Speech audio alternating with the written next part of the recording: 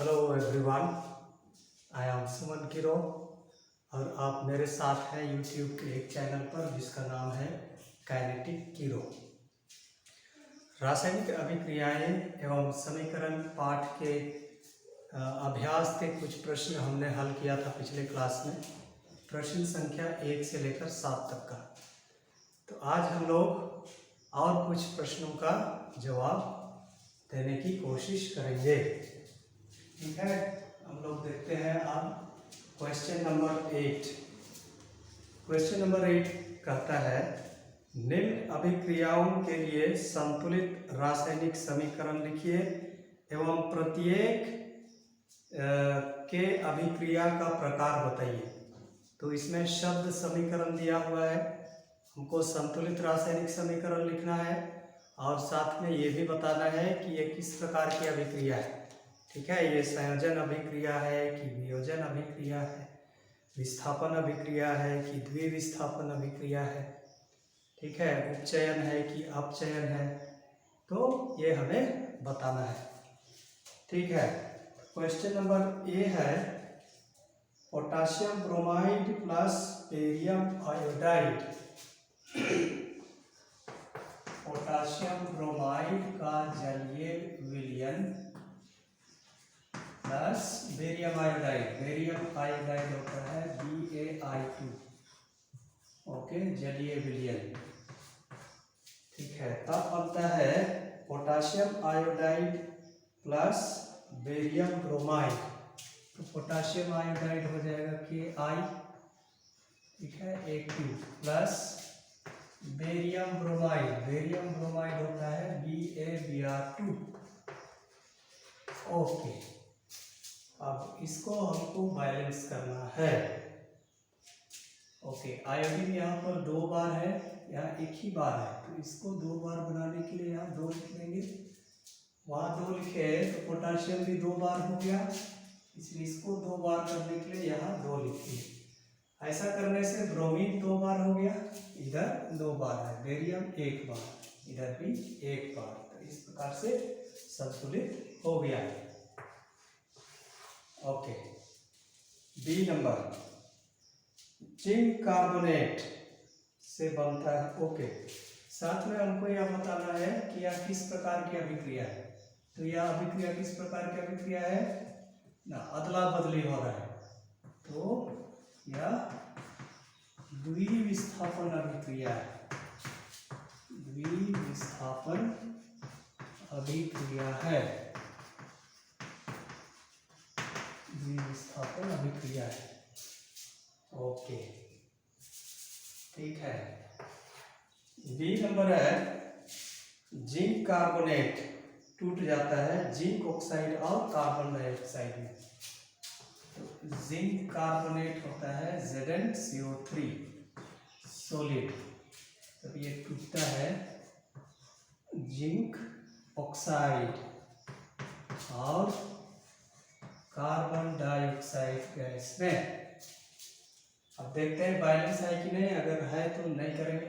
1 बार zinc है, इधर भी 1 बार है, कार्बन 1 बार है, इधर भी 1 बार है। अब ऑक्सीजन इधर 3 बार है, यहाँ 1 और 2 3, ये संतुलित है। ठीक है, तो यहाँ तो 1 से 2 बन रहा है, इसमें क्या है, ये वियोजन अभिक्रिया है, या वियोजन अभिक्रिया है। ओके, अब C number hydrogen gas plus chlorine gas तो बनता है हाइड्रोक्लोरिक गैस।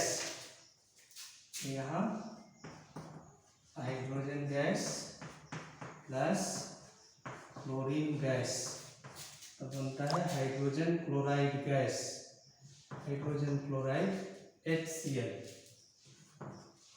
ओके, क्या ये संतुलित है? ये संतुलित नहीं है, क्योंकि इधर 2 क्लोरीन है, इधर 1 है, यहाँ पर 2 हाइड्रोजन है, यहाँ 1 ही है। तो इन दोनों को 2 बनाने के लिए यहाँ पर हम 2 लिख देंगे। अब इस रिएक्शन में क्या हो रहा है, 2 पदार्थ आपस में जुड़कर 1 पदार्थ बना रहे हैं। इसलिए यह वियोजन का उल्टा संयोजन या संयोजन अभिक्रिया है। यह संयोजन अभिक्रिया है। ठीक है। फिर है मैग्नीशियम प्लस हाइड्रोक्लोरिक अम्ल, तब बनता है magnesium chloride plus hydrogen gas. Okay,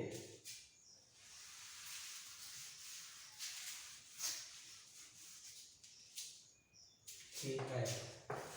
magnesium का संकेत Mg प्लस हाइड्रोक्लोरिक अम्ल HCl तब बन रहा है मैग्नीशियम क्लोराइड का जलीय विलयन प्लस हाइड्रोजन गैस। अब ये किस प्रकार की अभिक्रिया है? Magnesium plus HCl। ओके, सबसे पहले बैलेंस करते हैं। इधर 2 क्लोरीन है, इधर तो एक ही है, इसको 2 बनाने के लिए यहाँ 2 लिख दिए। मैग्नीशियम 1 बार है, इधर भी 1 बार है। हाइड्रोजन इधर 2 बार है, इधर 2 बार, तो ये बैलेंस हो गया। ओके, तो ये अभिक्रिया है। H की जगह में Mg आ गया। ठीक है, यहाँ पर H हाइड्रोजन का विस्थापन मैग्नीशियम के द्वारा हो गया, इसलिए यह विस्थापन अभिक्रिया है। यह विस्थापन अभिक्रिया है। ओके, ठीक है। अगला सवाल, ऊष्माक्षेपी एवं ऊष्माशोषी अभिक्रिया का क्या अर्थ है? उदाहरण दीजिए। ओके, ऊष्माक्षेपी और ऊष्माशोषी अभिक्रिया का क्या अभिप्राय है, दोनों का उदाहरण दे देना है। तो इसको एक्चुअली पढ़ा चुका हूँ, लेकिन हम लोग और एक बार देखते हैं। ओके, ऊष्माक्षेपी अभिक्रिया में क्या होता है? उत्पाद बनने के साथ साथ ऊष्मा का उत्सर्जन होता है। ऊष्माक्षेपी अभिक्रिया, ठीक है, इसमें लिख देना वैसी रासायनिक अभिक्रिया, वैसी रासायनिक अभिक्रिया, अभिक्रिया जिसमें उत्पाद बनने के साथ साथ, उत्पाद बनने के साथ साथ ऊष्मा या एनर्जी का उत्सर्जन होता है। ऊष्मा बाहर निकलती है, उत्सर्जन होता है, उसे ऊष्माक्षेपी अभिक्रिया कहते हैं। ऊष्माक्षेपी अभिक्रिया कहते हैं, अभिक्रिया कहते हैं।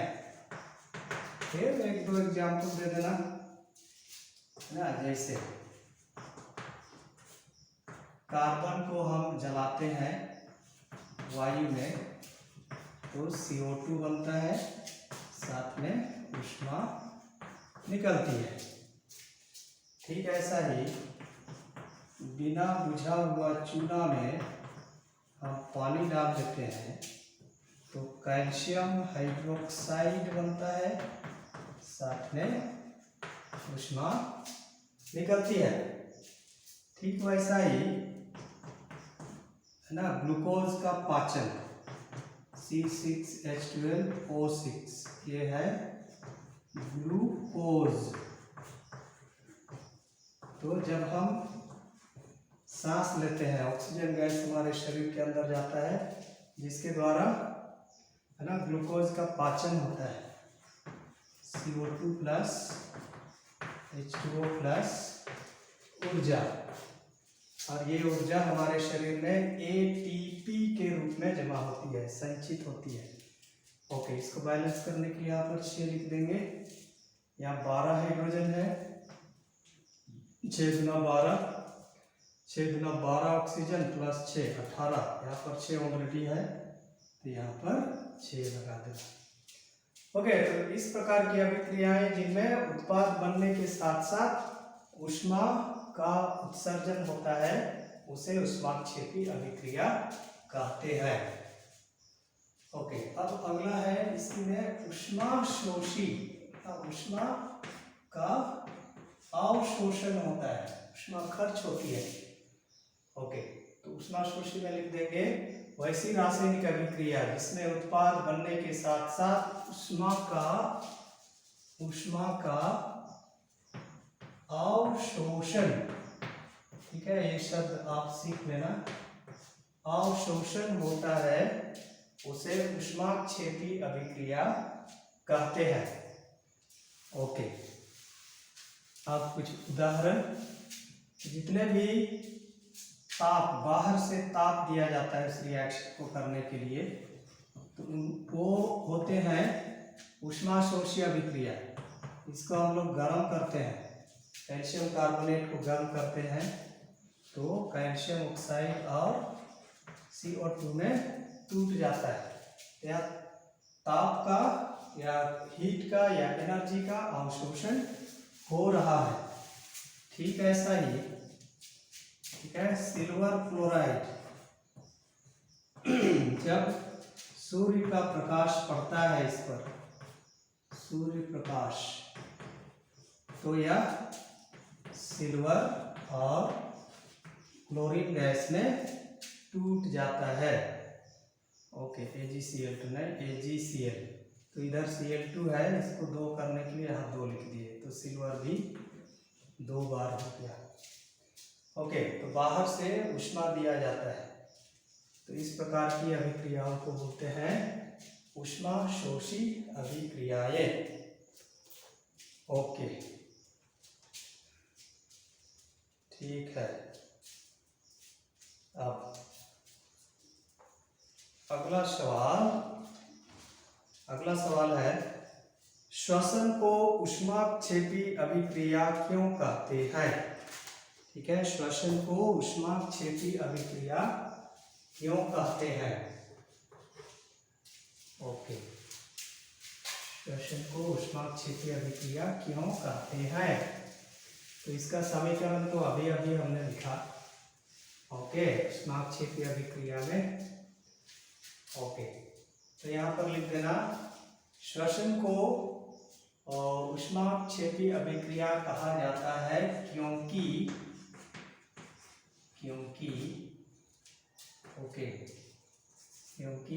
इस क्रिया में, ठीक है, इसमें ग्लूकोज, ओके, इसमें हमारे शरीर की कोशिकाओं में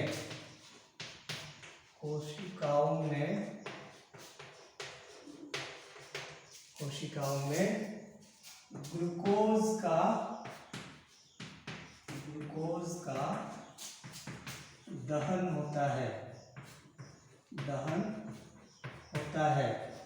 दहन होता है उसका मतलब ये नहीं कि उसका माचिस मार दिया जाता है, वो अर्थ नहीं है। दहन होता है मतलब वो तोड़ दिया जाता है, ग्लूकोज तोड़ दिया जाता है कार्बन डाइऑक्साइड और जल में। दहन होता है जिससे ऊर्जा निकलती है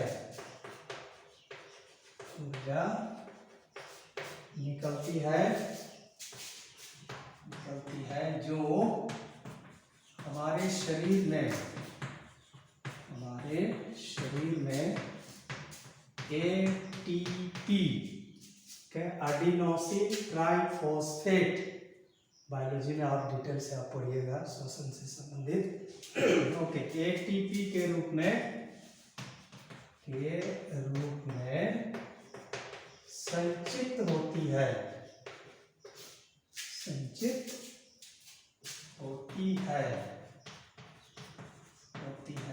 जिसका इस्तेमाल या जिसका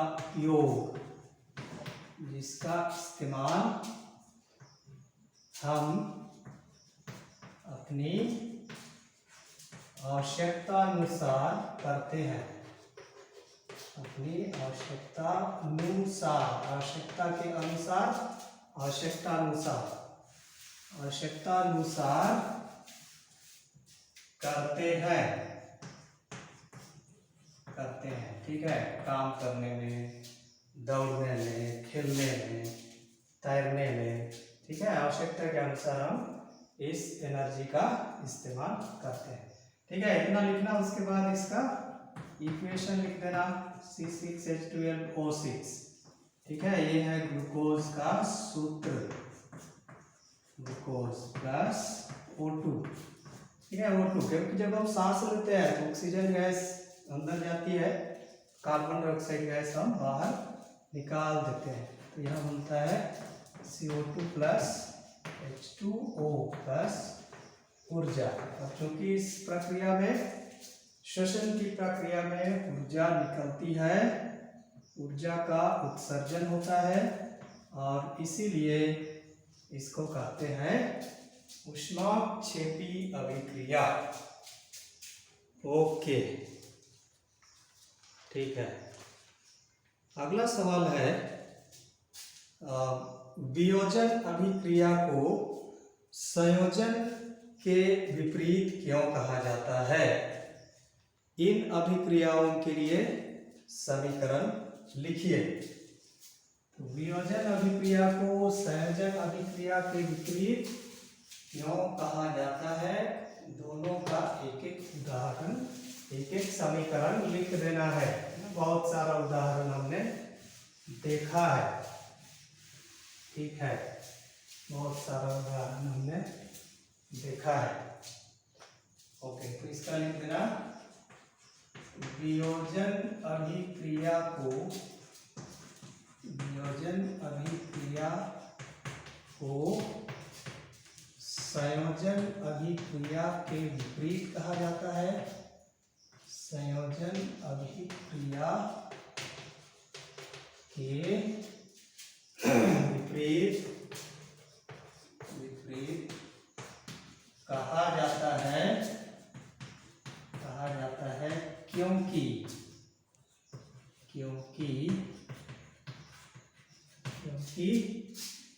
इसमें मतलब वियोजन में, इसमें एक पदार्थ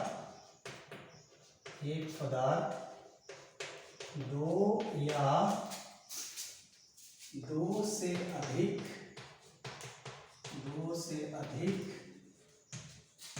नए पदार्थों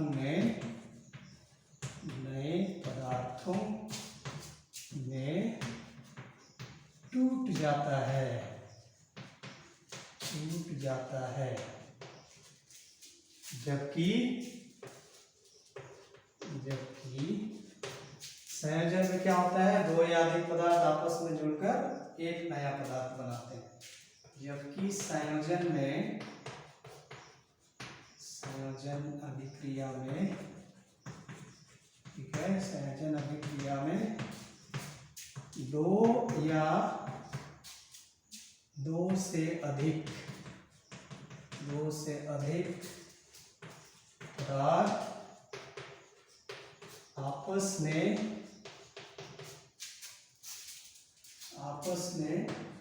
जुड़कर एक नया पदार्थ बनाते हैं, एक पदार्थ बनाते हैं। ठीक है, एक नया पदार्थ बनाते हैं, एक नए पदार्थ का निर्माण करते हैं। यही कारण है। ओके, ठीक है। तो वियोजन अभिक्रिया को संयोजन अभिक्रिया के विपरीत कहा जाता है क्योंकि इसमें मतलब वियोजन में, इसमें एक पदार्थ दो या दो से अधिक नए पदार्थों में टूट जाता है, जबकि संयोजन अभिक्रिया में दो या दो से अधिक पदार्थ आपस में जुड़कर एक नया पदार्थ बनाते हैं। जैसे, तो दोनों का एक एक समीकरण पूछा गया है। ओके, तो पहले हम लिखते हैं वियोजन का। कैल्शियम कार्बोनेट को हम गर्म करते हैं तो कैल्शियम ऑक्साइड और CO2 बनता है। ठीक है, यहाँ पर लिख देना ब्रैकेट में वियोजन। ओके, अब दो पदार्थ आपस में जुड़कर तो ये वाला लिख सकते हो calcium oxide plus H2O, calcium hydroxide plus ऊष्मा, उनकी ऊष्माक्षेपीय अभिक्रिया है। ओके, यहाँ लिख देना संयोजन। ओके, बहुत सारा उदाहरण है। C+O2 CO2, Mg+O2 MgO, वो वाला भी लिख सकते हो। बहुत सारा उदाहरण मैंने आपको बताया है संयोजन और वियोजन का। ओके, तो इस प्रकार से आपका आंसर कंप्लीट हो जाता है। ठीक, अब अगला सवाल है, उन वियोजन अभिक्रियाओं के एक एक समीकरण लिखिए जिनमें ऊष्मा, प्रकाश एवं विद्युत के रूप में ऊर्जा प्रदान की जाती है। तो ऊष्मा, प्रकाश और विद्युत के रूप में, है ना, ऊर्जा प्रदान की जाती है, वैसी वियोजन अभिक्रियाओं का एक एक उदाहरण लिखना है। ओके, तो पहले लिखते हैं ऊष्मा के रूप में। ऊष्मा के रूप में तो इसी को लिखना CaCO3 सॉलिड, तापन बन जाएगा CaO solid plus CO2 gas. या लिख सकते हो ZnCO3 ZnO प्लस CO2, या लिख सकते हो PbNO3 2 times PbO plus NO2 plus O2। ये सब एग्जाम्पल मैं जब आपको अभिक्रियाओं के प्रकार बताया था उस समय बताया हूँ। ओके, ऊष्मा के रूप में हो गया। अब प्रकाश के रूप में, प्रकाश के रूप में, ओके, प्रकाश के रूप में इसको भी देख लिए हैं। सिल्वर क्लोराइड पर जब सूर्य का प्रकाश पड़ता है तो यह सिल्वर और क्लोरीन गैस में टूट जाता है। ओके, और ये सिल्वर क्लोराइड धूप का चश्मा में होता है। ठीक है, तो बाहर जब जाते हैं तो उस पर सूर्य का प्रकाश पड़ता है तो यह सिल्वर और क्लोरीन गैस में टूट जाता है, जिससे, है ना, और ये सिल्वर पूरा चश्मा में फैल जाता है, इसलिए वो डार्क हो जाता है। फिर अंदर आते हैं तो घर के अंदर आते हैं, ये दोनों आपस में जुड़ते हैं और ये बनता है, और इसलिए फिर से आपको, है ना, वो डार्क या काला नहीं दिखाई देता है। ओके, तो ये तो हो गया प्रकाश के रूप में। अब विद्युत के रूप में, विद्युत के रूप में,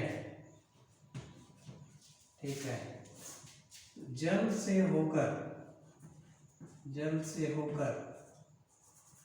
ठीक है, जल से होकर विद्युत धारा प्रवाहित करने पर, करंट प्रवाहित करने पर, या हाइड्रोजन गैस और ऑक्सीजन गैस में टूट जाता है। ओके, अब इसको हम बैलेंस करते हैं।